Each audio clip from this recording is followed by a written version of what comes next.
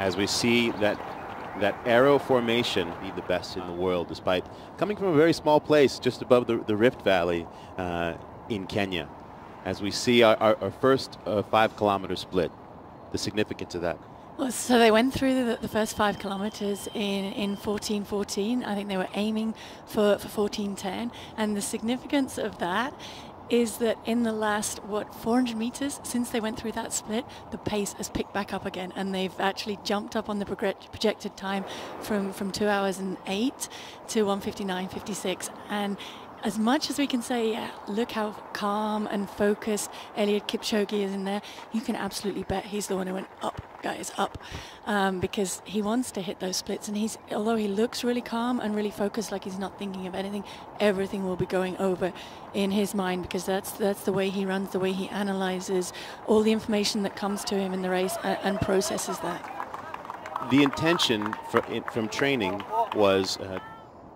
You know, he's a little different from the other two. His first running really was on the roads. He ran some track and field at a very young age, but he immediately went to the roads, and as Paula said, went to the marathon at a very young age for the outstanding performance to start. So the other two, Eliud Kipchoge, really burst on the scene in 2003 when he won the World Championships in the 5,000 meters, beating 2 legendary athletes, Hisham El Garouj, who won that event, the 5,000 in the Olympics the next year, and Kenenisa Bekele, who's many consider one of the greatest distance runners of all time. And this 18-year-old, more or less unknown junior athlete came out and beat both of them, and that announced the arrival of Kipchoge.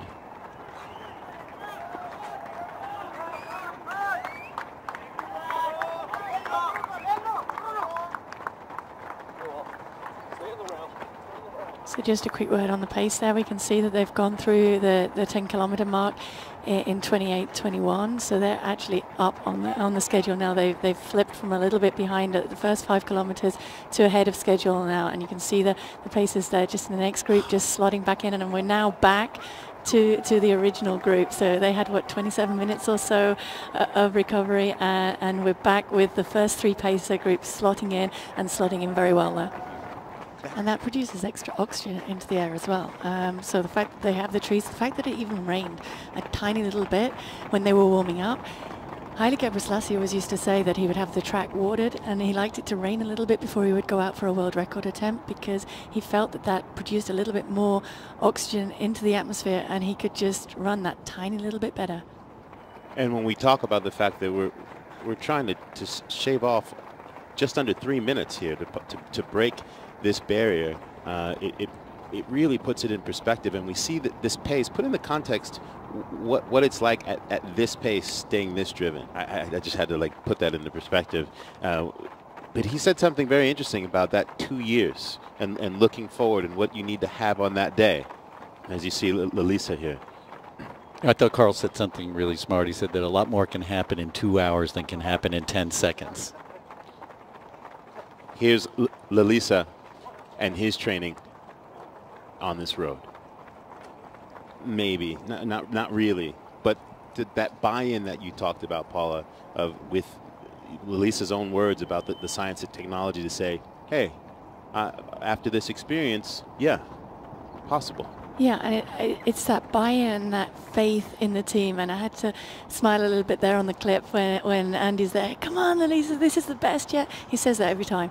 But what he's basically doing is building up the confidence. And that's key, to be told by the people who know, by the scientists, you know what, you're in amazing shape. You can absolutely go out there and do this. And there's no scientific reason why you can't. It's really up to you. Is the best feeling to get coming into it, and these guys will feed off that confidence, and you come through it, and you know you can come through it and come out the other side. But it's keeping that focus through the difficult spots that he's going through right now. How do you avoid finding yourself in a panic when you get to that rough spot? It's experience, I guess, and it's faith, like I say, that you can get through it. But it's very hard. I mean, what's going through his mind right now is, oh my God, I can't stay on this. I can't stay with that pace, and that is the goal that I've been working to, let's face it, for a couple of years coming into this. That's where I need to be, and I'm falling back. And that panic is really dangerous, because it can paralyze your breathing, paralyze your muscles, and he's really, really struggling. And you know, you mentioned that you have bad patches and you come back from them, but knowing a lot of times what runners are able to do in marathons is come back because the pace slows down and lets them back in the race. We see this on the track sometimes. The pace is not going to slow down, and he knows it. It's relentless. It's going to continue. And that's going to make it very difficult for him to get back. So at this point, he not only has to run that pace, he has to run faster than they're running to get back into it. They will give him pacers at some point to try to help him, but it's going to be very, very difficult. You know, Mo Farah, the 4-time gold medalist in the Olympic Games, says that this is the guy he fears the most. Wow. Yeah, I think his potential is, it's really there, and it's really tangible. And to be able to have this opportunity now to get his fueling strategy right and to find out, because it's without question he is the best half marathoner probably that there's ever been on this planet, but certainly that we have right now. And it's that unique question of, yeah, as much as the science can say and as much as they can say you're built for the marathon, it's a unique beast, and sometimes you can get it right and sometimes you just can never quite make that step up. And it's that fascination, I think, for me that is so interesting with and it looks to me, Paula, that Zersine has had a couple of hard moments in this last lap. He drifted back one time, and you could say, well, maybe it was because they were going to change the pacers and he wanted to give them the room that you talked about. Then he drifted back again, and now he just seems to be having trouble holding on. Obviously, he's not getting the benefit of the pacers at this point. We see Kipchoge. He is looking strong. Again, of the 8 marathons that he has run, he has won 7. And we'll have a look at his training process over the course of this last couple of years. We see he is the lone of the 3. It almost looks like he's running with a security detail at 13 miles an hour. And to see the manner in which Desisa and Tadesse have dropped off, it really puts in the context. These are the best runners in the world, and this pace has gotten the best of both of them, and they've been training specifically for this moment for 2 years. This man, Eliud Kipchoge, is about that life. Look at the focus, the determination in his face, but there's also, maybe it's just me, that there seems to be an ease despite what he's under. Yeah, I mean, he is the master at keeping as much of his body relaxed as possible, and that sounds like a bit of an oxymoron. How can you be relaxed when I need all my muscles to be firing at the right time? But all of his facial muscles, there's zero effort going on there, zero wastage of energy. He's very efficient in the parts of his body that he can really kind of turn off and focusing on the parts that need to be functioning. A quick update on the pace. They went through the 25 kilometers in 1 hour 11:03, which is projected marginally now under that 2-hour barrier. Now we see at the 30K, he's just a second over the desired pace, still projected to run the 2-hour marathon, which is incredible, as Ed says, that he's still holding this pace. And there was a lot of chatter in the running world over the last several months about whether this was possible, and people were giving different sorts of percentage guesses. I think there's even a betting line in London on this. And you know, you were so deeply involved in this whole notion of 2 hours over the last several years, writing your book. Tell me about this moment now. You were putting in a little bit of perspective. Did you vision this as the way it would play out? Because he's trying this. You know, in some ways, the easier decision might have been to go to London for sure. Again, where I felt, and I'm sure you were there last year, I felt that he was surprised when he saw how close he was to the record. Had he known what pace he was on, he would have been able to break the record, the world record in London, as we see him at 30K. One of the amazing things of his races in London, particularly his first victory, is he was running paces about what he needs to run today in the 25th and 26th mile. Yeah, this is the area where the physical challenges of the marathon become unique. So even though we're a little bit chilly standing here, he's probably heating up. He's an engine. He's an engine running hot. His fuel, even though he's been drinking every few kilometers, his fuel stores are running low. and his leg muscles are getting damaged. And this is one of the factors where maybe the shoes are going to help him avoid some of that damage. But mentally too, I mean, if you play a video game for 2 hours, you'll be exhausted. These guys are trying to, or Eliud at this point in particular, is trying to keep his finger in that candle flame for a very long time. Yeah, he's been very trusting in the process. He throughout, you know, any of the details you ask him, he says, look, I know what my job is, and I know what their job is, and I'll do my job. With under 20 minutes or so to go to possibly witness history, what would this mean for running in the world, this moment? Yeah, I think we're gonna find that out when it happens, because there's so much. I think there's been very few people who really believed it would happen, and here we are 20 minutes out, and it's within range, and I think people are going to be processing it for a long time, trying to understand what just happened, if it does in fact happen, and how does that translate into other major marathons? Will there be learnings from this that they can take and say, you know what?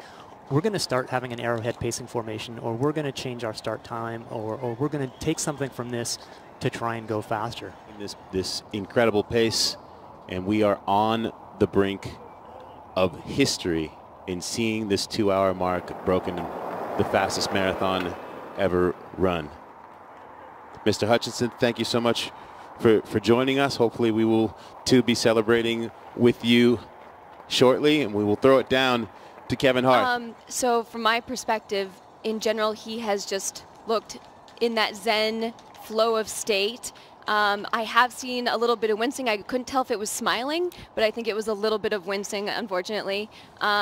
His body language, though, from the start, and even now, even just falling off just a little bit, his body language is that of just having still a lot of control. Now, to 1 lap to go, as to whether history can be made, and this is where it's really important to talk about the fact that in the London Marathon he's run sub 440 miles in the last 2 miles, because that's what he's facing now, is having to deliver those kind of performances as he comes up to this last lap. And you could hear the cheers from those remaining pacers there at the tent. They were screaming at the top of their lungs for him. Everyone here is very invested, and especially these men pacing, these athletes, they feel as much a part of it as anyone. They're very much invested. They want to say that they helped this effort today and have dreams come true. I have those butterflies. For sure. My skin is starting to stand up, and I can feel it all throughout my body as we are knocking on the door of history here in our last lap. But reality is setting in. He's now at 2 hours 19 seconds expected time, and he's going to have to deliver an Eliud Kipchoge kind of finish. He has been a finisher in his career, whether it was his track career where he won that sort of groundbreaking 5,000-meter victory at the World Championships as an 18-year-old, showing incredible speed at the finish, or his marathon victories where he always finishes with a flourish. He always has something back, but something left. But imagine the strain at this point, having gotten this far and having less than 2.4 kilometers to go.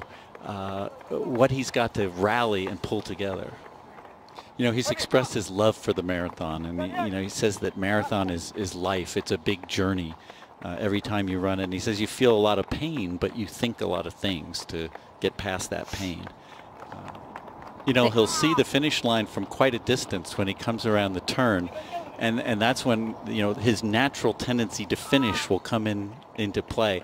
I don't know if there's enough room left to make up what is the distance that he'll have to make up, and now he's about 27 seconds over the projected finish time or the goal of 2 hours. But when he looks up and sees the finish, you have to think that there'll be a spring in his step. When we arrived here this morning, it was in the hopes of witnessing what was possible.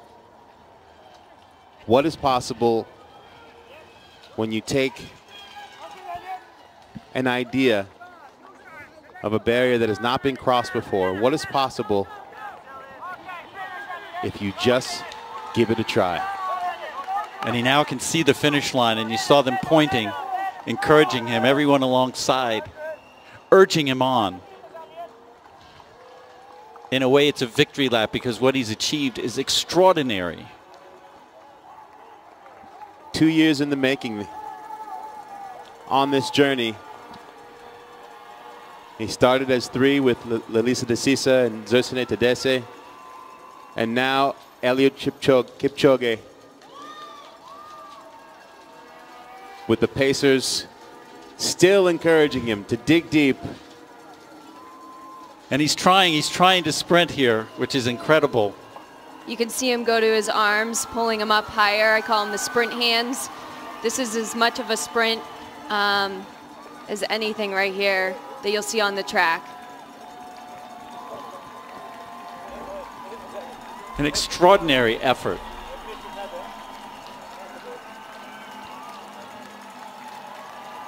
He still looks so incredible. I can't even fathom right now.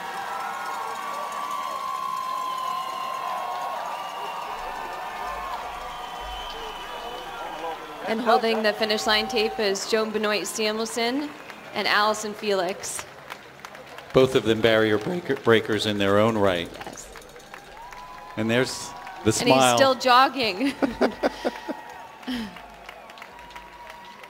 The intensity in his face in that sprint. I'll never forget that. His final time is 2 hours and 24 seconds.